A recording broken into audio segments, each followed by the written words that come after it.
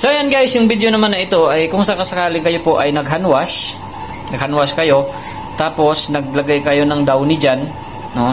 Nag-downy, nagbabad kayo ng damit, at after ninyong maibabad yung damit dito sa inyong washing machine, tinanggal nyo na, tapos pinigaan ninyo sa labas, at siyempre naiwan yung tubig. So paano ba natin itatapon itong tubig, o di naman kaya may na-stuck na tubig na hindi ninyo alam kung paano tatanggalin?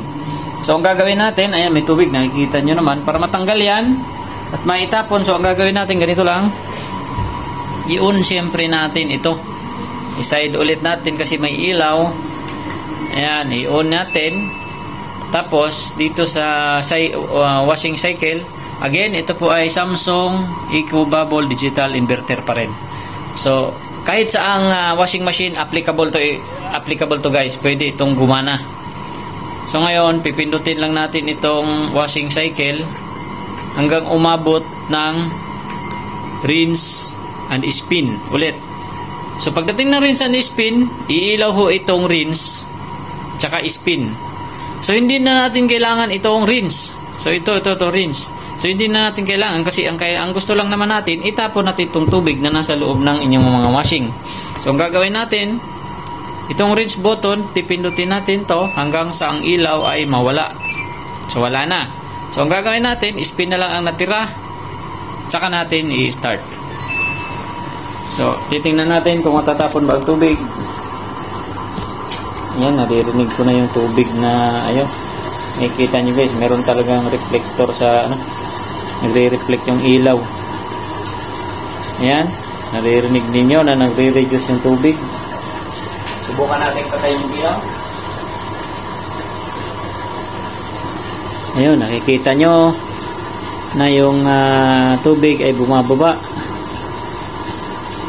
So makikita nyo yung mga nagbi-blink na lang. Yung nagbi-blink is itong spin, nagbi-blink siya. Yan. Wala nang ilaw tong iba. Ito lang, saka ito. So yan, titingnan natin. So ang technique dito, pagka ramdam nyo na guys na wala na siyang tubig dyan, naitapon na lahat ng tubig, at pakiramdam nyo ay talagang wala ng tubig at mag-i-start na siyang mag-spin, kasi mag-i-spin po yan after. So ang gagawin ninyo, yung push and play button, pindutin nyo lang para